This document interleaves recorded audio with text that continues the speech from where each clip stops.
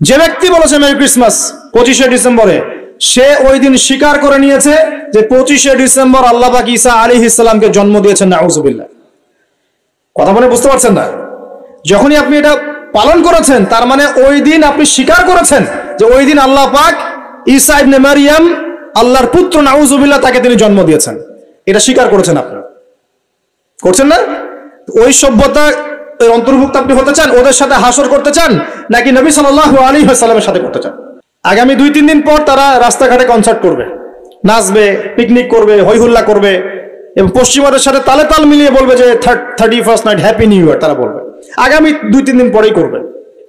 কিন্তু আজকে আরবি মাসের কয় তারিখ বলতে পারবে না। আরবি বর্ষপুঞ্জি আছে না, ক্যালেন্ডার, আরবি নববর্ষ কবে, প্রথম মাসটার নাম কি সেটা বলতে পারবে না। রমজান মাস, তার আগে কোন মাস, পরে কোন মাস বলতে পারবে না। কিন্তু 31st নাইট তারা চিনে। তারা লাইলাতুল কদর চিনে না, তারা লাইলাতুল কদর চিনে না, 31st নাইট চিনে। আপনি কোন প্রজন্ম তৈরি করছেন দেখেন। এখানে প্রসঙ্গ যেহেতু এসেই গেল, বলে দেই এই কথাটা, পরে ভুলে যাব, যে খ্রিস্টপূর্ব প্রায় 46 সালের দিকে এক ব্যক্তি ছিল, তার নাম ছিল জুলিয়াস সিজার। কি নাম? Julius Caesar. এগুলো আমি আসলে অনেকদিন আগে পড়েছি, আমার মাথায় এত লাইভলি নাই, আর এগুলোর চর্চা করা আমি বন্ধ করে দিয়েছি। আমাদের ফিলোসফির কিছু বই ছিল, এগুলোতে হিস্ট্রিগুলো ঘাটা ছিল সবগুলো, আর হিস্ট্রির একজন গভীর ছাত্র। তো এই জুলিয়াস সিজার নামক এক ব্যক্তি ছিল, যে আসলে সিজার নামক এক দেবতার উপাসনা করত। কথা বুঝতে পারছেন? ওদের অনেক দেবতা ছিল, এরকম একটা দেবতার নাম ছিল সিজার। ওর নামে সে নামকরণ রেখেছে জুলিয়াস সিজার। এই নক্ষত্র পূজারী ছিল, তারার পূজা করত। কথা বুঝতে পারছেন? তো তারার পূজা যে করে, সে কি তাওহীদপন্থী না মুশরিক? বলেন, সে কি ইমানদার না কাফের, কোনটা?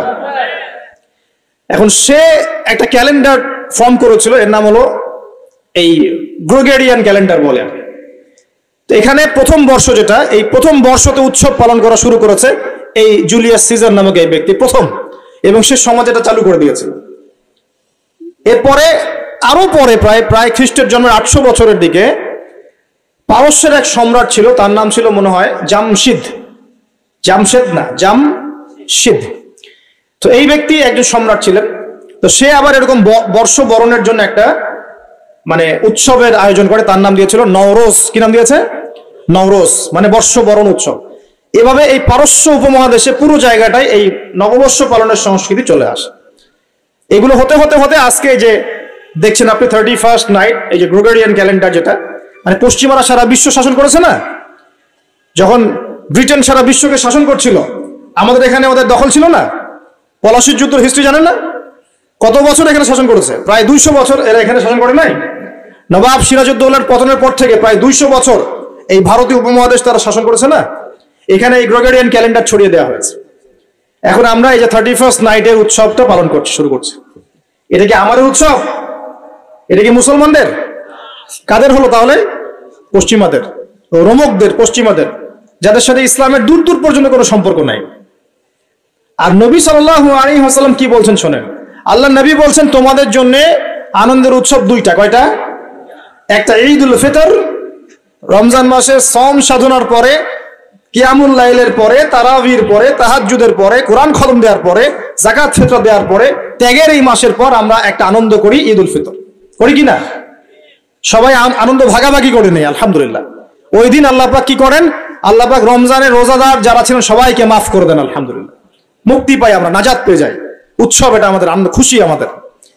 আরেকটা হচ্ছে ঈদুল আজহা, যখন ওই যে ইসমাইল আলাইহিস সালামকে যে কুরবানি করার মহান স্মৃতি, সেই স্মৃতিকে স্মরণ করে আমরা ইব্রাহিমী চেতনায় আবার কি করি? ঈদুল আজহার এই পশু কুরবানির মধ্য দিয়ে নিজের পশুত্বকে কুরবানি দেই, আল্লাহর সামনে আমরা আত্মসমর্পণ করি। করি কিনা? এই দুইটা হচ্ছে আমাদের উৎসব। এগুলো বাদ দিয়ে নবীজি বলছেন, মান তাশাব্বাহা বিকওমিন ফাহুয়া মিনহুম। কেউ যদি তোমাদের মধ্যে অন্য কোন জাতির সাদৃশ্য অবলম্বন করে, যে যে জাতির সাদৃশ্য অবলম্বন করবে সে তাদের অন্তর্ভুক্ত হয়ে যাবে। নাউযুবিল্লাহ। আমরা কি চাই উম্মতে মুহাম্মাদের অন্তর্ভুক্ত হতে, না ওই পশ্চিমাদের অন্তর্ভুক্ত হতে? পশ্চিমা কারা? যাদের মধ্যে ছেলে ছেলে বিয়ে করা জায়েজ। খুশি আছেন? পশ্চিমা কারা? যাদের মধ্যে ছেলে ছেলে বিয়ে জায়েজ, মেয়ে মেয়ে বিয়ে জায়েজ। পর্নোগ্রাফি সবাই করতে পারে, দেখতেও পারে। মদ পান করা জায়েজ, পরকালের কোনো কনসেপ্ট নাই ওদের, লা ইলাহা ইল্লাল্লাহ কোনো কালিমা নাই, মুহাম্মদুর রাসূলুল্লাহ তারা বিশ্বাস করে না। এমনকি তারা বলছে, কয়দিন আগে বললো মেরি ক্রিসমাস, বলেছে না? যে ব্যক্তি বলেছে মেরি ক্রিসমাস 25শে ডিসেম্বরে, সে ওই দিন স্বীকার করে নিয়েছে যে 25শে ডিসেম্বর আল্লাহ পাক ঈসা আলাইহিস সালামকে জন্ম দিয়েছেন। নাউযুবিল্লাহ। কথা বলে বুঝতে পারছেন না?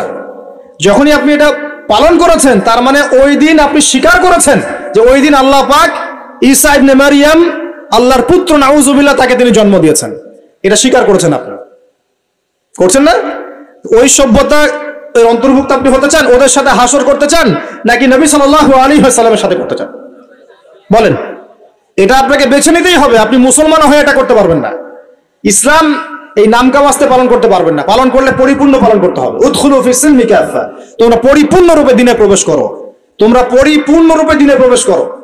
নামাজও পড়বো, সুদও খাবো, এদিকে যাকাত দিব, আবার এদিকে আমি ঘুষও নিব, এদিকে আমি হজ উমরাও করব, আবার এইসব পশ্চিমা সংস্কৃতি ধারণ করব, মাদক খাবো, সুদ খাবো, জেনা করব, ফ্রি মিক্সিং করব। এইসব মানে হযবরল ইসলাম পালন করে এই যুগে চলবে না। পরিপূর্ণ ইসলাম পালন করতে হবে। আল্লাহ পাক তৌফিক দান করুন। পরিপূর্ণ ইসলাম পালন করতে গেলে কি আমরা এই উৎসব পালন করতে পারবো? এক নাম্বার দেখালাম যেটা ওই জুলিয়াস সিজারের চালু করা এটা পদ্ধতি, নওরোজ যেটা ওই জামশিদের চালু করা পদ্ধতি। আর আমরা মুসলমান হয়ে কিভাবে আমরা অগ্নি পূজারীদের, পশ্চিমাদের এবং ইহুদি নাসারাদের সংস্কৃতি কেমন করে ফলো করতে পারি? আমার কি সম্ভব? আর নবী যখন বলে দিচ্ছেন, মান তাশাব্বাহা বিকওমিন ফাহুয়া মিনহুম, যে যে জাতির সাদৃশ্য অবলম্বন করবে সে তাদের অন্তর্ভুক্ত হয়ে যাবে, তাদের সাথে হাসর হবে। আমি কি তাদের সাথে হাসর চাই, নাকি নবীর সাথে হাসর চাই? এবার আল্লাহ পাক কি বলছেন সেটাও শুনে নেন, তারপরে সামনে যাই। খুব গৌর করে শোনেন। আল্লাহ পাক সূরা মাঈদার 51 নম্বর আয়াতে বলছেন। কত নম্বর আয়াত বলেন? কোন সূরা? সূরা মাঈদার কত নম্বর আয়াত? আয়াতটা ভালো করে হজম করেন। আল্লাহ পাক বলছেন, ইয়া আইয়ুহাল্লাযীনা আমানু, হে মুমিনগণ। মুমিন কারা? আমরা মুমিন না? আমরা আল্লাহয় বিশ্বাস করি না? ফেরেশতায় বিশ্বাস করি না? আসমানি কিতাবে বিশ্বাস করি না? নবী রাসূলে বিশ্বাস করি কিনা? আমরা পরকালে বিশ্বাস করি? আমরা কি ভাগ্যের ভালো মন্দ বিশ্বাস করি? আলহামদুলিল্লাহ, আমরা মুমিন ইনশাআল্লাহ। বলেন আলহামদুলিল্লাহ। এই মুমিনদেরকে আল্লাহ পাক বলছেন, ইয়া আইয়ুহাল্লাযীনা আমানু, হে মুমিনগণ, লা তাত্তাখিযুল ইয়াহুদা ওয়ান নাসারা আউলিয়া, তোমরা ইহুদ এবং নাসারাদেরকে বন্ধু রূপে গ্রহণ করো না। বা'দুহুম আউলিয়াউ বা'দ, তারা একে অপরের বন্ধু। ওয়া মান ইয়াতাওয়াল্লাহুম মিনকুম ফাইন্নাহু মিনহুম, তোমাদের মধ্যে কেউ যদি ওদের দিকে মুখ ফিরায় সে আমাদের অন্তর্ভুক্ত না, তাদের অন্তর্ভুক্ত। ইন্নাল্লাহা লা ইয়াহদিল কওমা যালিমিন, আর আল্লাহ পাক এই জালেমদেরকে কখনো হেদায়েত করবেন না। মানে আমরা যদি ওদের অন্তর্ভুক্ত হয়ে যাই আমরা জালেম হয়ে যাব, আর এই জালেমদেরকে আল্লাহ পাক হেদায়েত করবেন না। আল্লাহ পাক সূরা বাকারা আরো বলেছেন, ওয়ালান তারদা আনকাল ইয়াহুদ ওয়ালান নাসারা হাত্তা তাত্তাবিআ মিল্লাতাহুম, হে নবী, তোমার উপরে ইহুদের লোকজন এবং খ্রিস্টানরা কখনোই সন্তুষ্ট হবে না, কখনোই সন্তুষ্ট হবে না, যতক্ষণ তুমি তাদের ধর্ম মিল্লাত গ্রহণ না করছো। আপনি ওদের সাথে তালে তাল মিলে নাচ গান করেন, তারা আপনার উপর সন্তুষ্ট হয়ে যাবে। আর আপনি যখন ওদের উপর তালে তাল মিলাবেন না, লা ইলাহা ইল্লাল্লাহ মুহাম্মাদুর রাসূলুল্লাহ নিয়ে থাকবেন, ওরা আপনার উপর সন্তুষ্ট হবে না। আমরা কি দুনিয়াতে ওদের সন্তুষ্টি চাই না আল্লাহর সন্তুষ্টি চাই?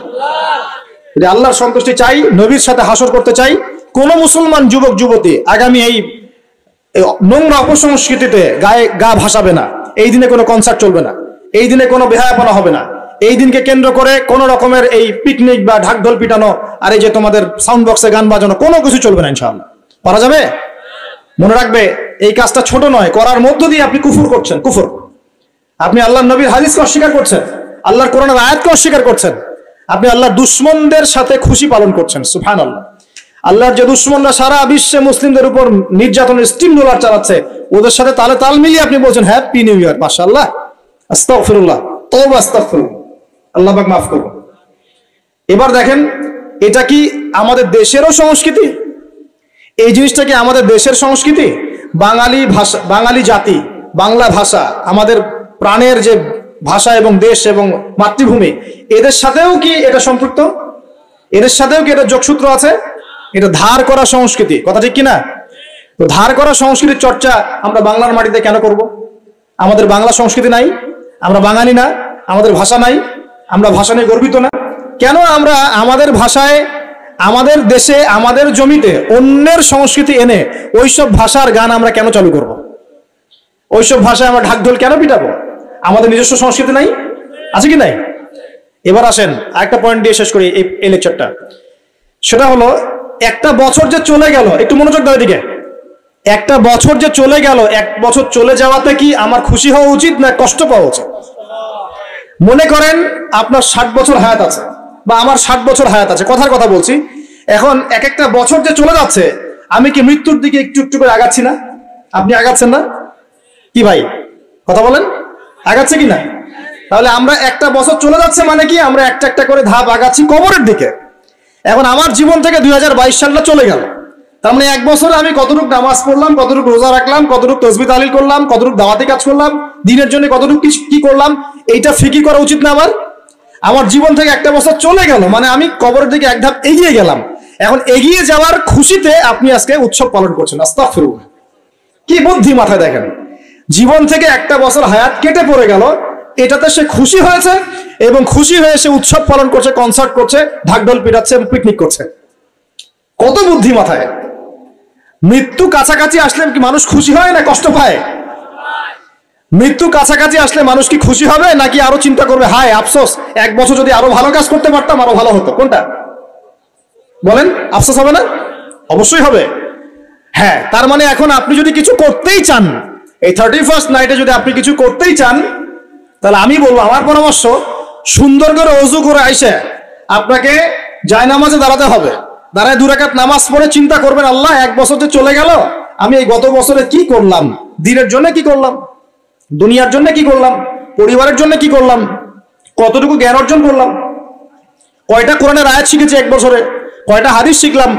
কয় ওয়াক্ত নামাজ ঠিক মতো পড়লাম? রমজানের সম রেখেছিলাম কিনা? দান সৎকা করেছিলাম কিনা? সৎ কাজে আদেশ করেছিলাম কিনা? অসৎ কাজে নিষেধ করেছিলাম কিনা? এই ফিকির করতে পারেন আপনি বসে বসে। যদি করতেই হয় কিছু, তাহলে এটা করতে হবে। অন্য কিছু করার সুযোগ আছে? উচিত হবে? একই তো আমাদের দেশের সাথে এই সংস্কৃতি কোনো সম্পর্ক নাই, এটা দেশদ্রোহিতাও হচ্ছে, আবার ইসলামের সাথে দূরত্ব কোনো সম্পর্ক নাই, ইসলামের সাথে দ্রোহিতা করা হচ্ছে। তাহলে বলেন, আমরা যদি আল্লাহ এবং তার রাসূলের সন্তুষ্টি চাই, তাহলে আমরা কি আল্লাহ এবং তার রাসূলের শত্রুদের সংস্কৃতি গ্রহণ করতে পারি? আল্লাহ পাক আমাদের সবাইকে বোঝার তৌফিক দান করুন। প্রিয় ভাইরা, যারা এই লেকচার শুনবেন অনলাইনেও চলে যাবে ইনশাআল্লাহ। যাদের কানে এই লেকচার যাবে, যদি কিছু করতেই হয়, জায়নামাজে দাঁড়িয়ে, ওযু করে জায়নামাজে দাঁড়িয়ে 2 রাকাত নফল নামাজ পড়ে তওবা করতে পারেন আল্লাহর কাছে, আল্লাহ, এক বছর চলে গেল, কি করতে পারলাম জানি না, আল্লাহ আমাকে পরের বছরটা আরো ভালো করে দিনের জন্য কাজ করার তৌফিক দান করুন। এইটুকু করা যাবে না? যদি করতে চান এতটুকু করেন, এর বাইরে কিছু করতে চান না। আল্লাহ পাক বোঝার তৌফিক দান করুন, আমিন। প্রিয় ভাইরা, এখন সামনে আসি যে আল্লাহর নবী এই পুরো জাহিলিয়াত পরিবর্তন করেছেন কোরআন সুন্নাহ দিয়ে। ঠিক আছে কথা? কোরআন সুন্নাহর মধ্যে কাজগুলো কি ছিল আমি কয়েকটা বলেছিলাম। 1, কোরআন তেলাওয়াত করা শিখেছে সবাই। 2, কোরআনের অর্থ বুঝেছেন সবাই। 3, কোরআনের সমস্ত আদেশ নিষেধ তারা মেনে চলেছেন। চলেন নাই? আমাদের উচিত হবে কোরআনের সমস্ত আদেশ এবং নিষেধগুলোকে মেনে চলা। আল্লাহ পাক আমাদের সবাইকে তৌফিক এনায়েত করুন। এরপর তারা কি করেছেন? কোরআন এবং হাদিসের দাওয়াতটা মানুষের কাছে পৌঁছে দিয়েছেন, দেন নাই? তাহলে আমাদের কি নিজে নিজে দিন পালন করলেই হবে না আমার পরিবারেও করাতে হবে? আমি নিজে পালন করছি, পরিবার পালন করছে, মাশাআল্লাহ। এখন আমার দায়িত্ব না সমাজের মধ্যে প্রচার করা? দায়িত্ব কি না? আরো কি কোন নবী আসবেন? তার নবীর উত্তরসূরি কারা এখন? ওলামায়ে কেরাম। ওলামায়ে কেরামদের শুধু একার দায়িত্ব ইসলাম প্রচার করার, নাকি আমাদেরও দায়িত্ব আছে? আমরা ইখতিলাফি মাসআলাগুলোকে নিয়ে পড়ে থাকবো না।